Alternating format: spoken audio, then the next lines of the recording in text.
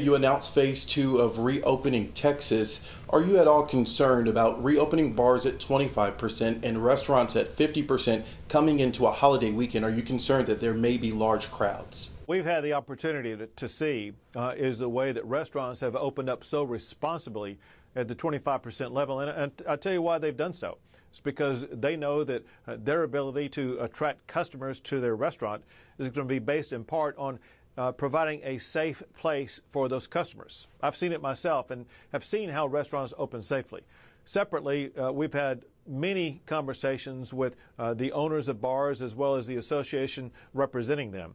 They came up with terrific strategies that can make sure they can maintain safe distancing in ways that prevent the spread of COVID-19.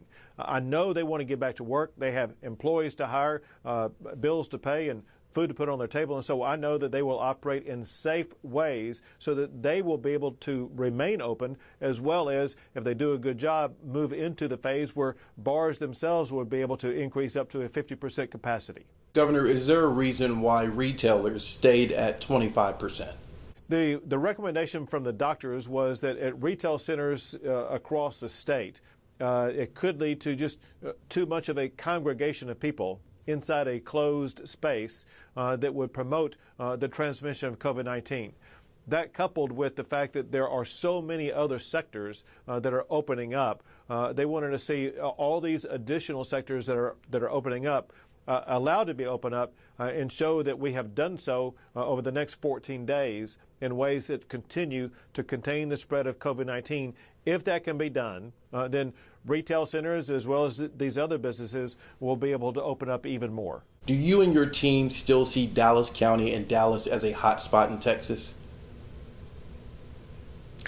You know, first, I will tell you that when I made my announcement opening up the state for more business yesterday, Texas had the lowest number of deaths since early April. Unfortunately, Dallas has a high number today. Statewide, the death rate number continues to be on the low side. Texas, throughout this entire process, has had one of the lowest death rates in the United States. That said, we're always concerned about every single life. In Dallas in particular, even though you had these number of deaths today, you see that your hospital capacity is not compromised in any respect. There are plenty of hospital beds, plenty of ICU units, plenty of ventilators. And so Dallas retains the capability of being able to respond to the challenges posed by COVID-19. The chief financial officer for Dallas told council a couple of days ago that they are projected to lose or miss out on about $25 million when it comes to lost sales tax revenue. Do you think this is more of a local budget issue, or is there anything that the state will be doing to assist cities in their lost revenue? Well, so these are budget issues that exist across the state and for the state itself. When businesses close down, there's less sales tax revenue. Sales tax is not only a revenue source, let's say, for the county and for the local government, but also the state. This is one of the issues that the United States Congress is working on right now. There was this CARES Act that passed that has provided funding for the city of Dallas and Dallas County already, but that funding goes to specific strategies that respond to COVID-19, not any type of budgetary issue. What the U.S. House of Representatives passed out this last Friday was legislation that would address that budgetary shortfall, and then the Senate will be taking it up here in a week or two. And the president has indicated that he wants to sign something along those lines. You have been saying that you recommend people wear masks, and now as more businesses are opening, it's still a recommendation, not mandatory. Why do you feel that it's okay to make it not mandatory if more people will be out after being at home for so long?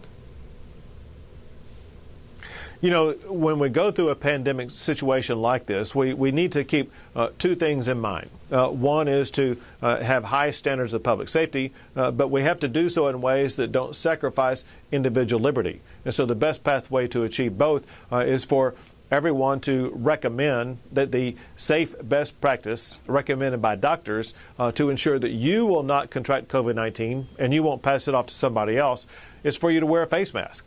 But you shouldn't be going to jail because you don't want to wear a face mask. And lastly, Governor, you mentioned that professional sports can return in Texas soon and other sports. Have you been in any conversation with any of the professional leagues around the country? I would say all of them. Baseball, basketball, football, pro golf, pro auto racing, the list goes on. And so, yes, I've had the chance to visit with either all or many of them to find out how they want to go about the process of opening up. Quick example in that is I know that the Major League Baseball teams, I think they want to begin spring practice around June the 1st.